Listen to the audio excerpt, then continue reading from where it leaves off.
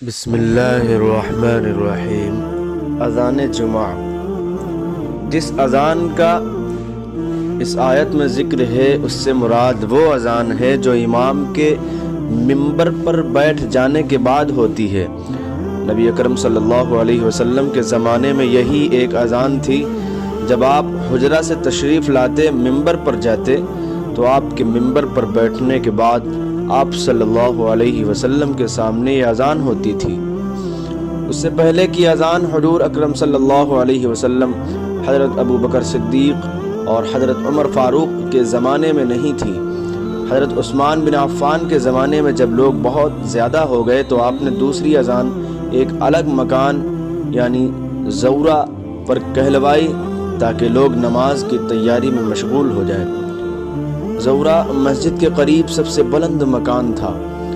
ایک اہم نقطہ، اللہ تعالیٰ نے ان آیات میں ارشاد فرمایا، جب جمعہ کے دن نماز کے لیے اذان دی جائے، جب نماز سے فارغ ہو جائیں، یہ اذان کس طرح دی جائے، اس کے الفاظ کیا ہوں، نماز کس طرح ادا کریں، یہ قرآن کریم میں کہیں نہیں ہے، البتہ حدیث میں ہے۔ معلوم ہوا کہ حدیث کے بغیر قرآن کریم سمجھنا ممکن نہیں ہے۔ جمعہ کا نام جمعہ کیوں رکھا گیا، اس کے مختلف اسباب ذکر کیے جاتے ہیں۔ جمعہ جمع سے ماخوذ ہے، جس کے معنی ہے جمع ہونا، کیونکہ مسلمان اس دن بڑی مساجد میں جمع ہوتے ہیں اور امت مسلمہ کے اجتماعات ہوتے ہیں، اس لیے اس دن کو جمعہ کہا جاتا ہے۔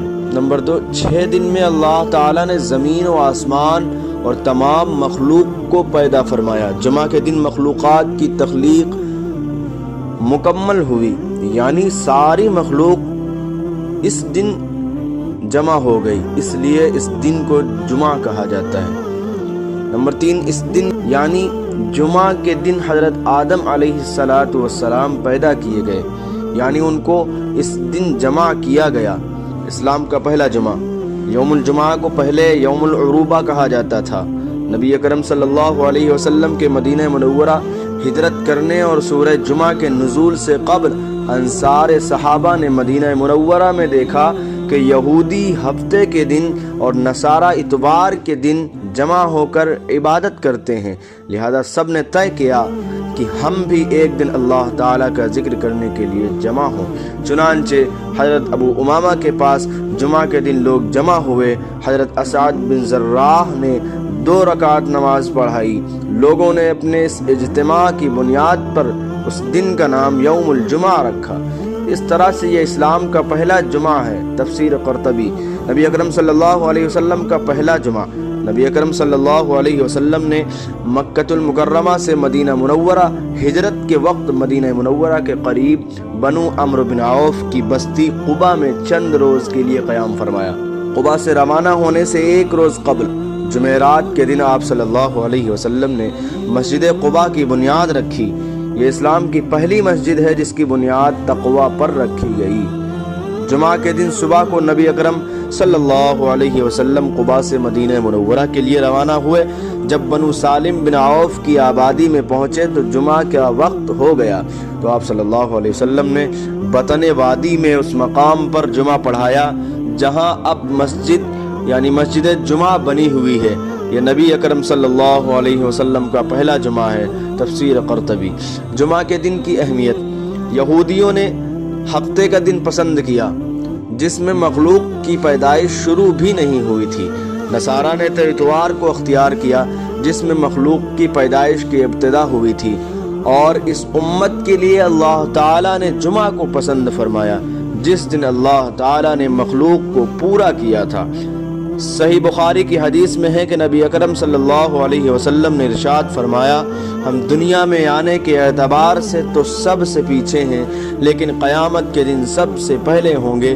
مسلم کی روایت میں اتنا اور بھی ہے کہ قیامت کے دن تمام مخلوق میں سب سے پہلے فیصلہ ہمارے بارے میں ہوگا۔ ابن کثیر۔ جمعہ کے دن کی اہمیت کے متعلق چند احادیث۔ رسول اللہ صلی اللہ علیہ وسلم نے ارشاد فرمایا، جمعہ کا دن سارے دنوں کا سردار ہے۔ اللہ تعالیٰ کے نزدیک جمعہ کا دن سارے دنوں میں سب سے زیادہ عظمت والا ہے، یہ دن اللہ تعالیٰ کے نزدیک عید الاضحیٰ اور عید الفطر کے دن سے بھی زیادہ مرتبہ والا ہے۔ اس دن کی 5 باتیں خاص ہیں۔ نمبر 1، اس دن اللہ تعالیٰ نے حضرت آدم علیہ السلام کو پیدا فرمایا۔ نمبر 2، اسی دن ان کو زمین پر اتارا۔ نمبر 3، اسی دن ان کو موت دی۔ نمبر 4، اس دن میں ایک گھڑی ایسی ہے کہ بندہ اس میں جو چیز بھی مانگتا ہے اللہ تعالیٰ اس کو ضرور عطا کرتے ہیں، فرماتے ہیں، بشرطے کہ کسی حرام چیز کا سوال نہ کرے۔ نمبر 5، اور اسی دن قیامت قائم ہوگی، تمام مقرب فرشتے، آسمان، زمین، ہوائیں، پہاڑ، سمندر سب جمعہ کے دن سے گھبراتے ہیں کہ کہیں قیامت قائم نہ ہو جائے، اس لیے کہ قیامت جمعہ کے دن ہی آئے گی۔ ابن ماجہ۔ رسول اللہ صلی اللہ علیہ وسلم نے ارشاد فرمایا، سورج کے طلوع و غروب والے دنوں میں کوئی بھی دن جمعہ کے دن سے افضل نہیں، یعنی جمعہ کا دن تمام دنوں سے افضل ہے۔ صحیح ابن حبان۔ رسول اللہ صلی اللہ علیہ وسلم نے ایک مرتبہ جمعہ کے دن ارشاد فرمایا، مسلمانوں، اللہ تعالیٰ نے اس دن کو تمہارے لیے عید کا دن بنایا ہے، لہذا اس دن غسل کیا کرو اور مسواک کیا کرو۔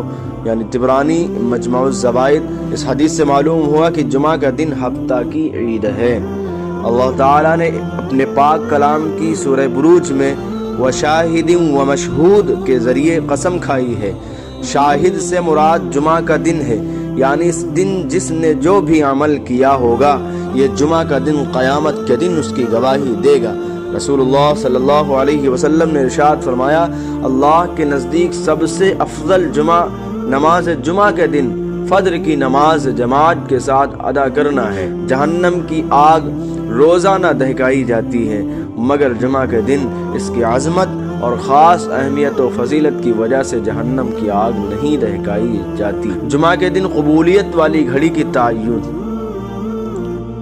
رسول اللہ صلی اللہ علیہ وسلم نے جمعہ کے دن کا ذکر کیا اور فرمایا، اس میں ایک گھڑی ایسی ہے جس میں کوئی مسلمان نماز پڑھے اور اللہ تعالیٰ سے کچھ مانگے تو اللہ تعالیٰ اس کو عنایت فرما دیتا ہے، اور ہاتھ کے اشارے سے آپ صلی اللہ علیہ وسلم نے واضح فرمایا کہ وہ ساعت مختصر سی ہے۔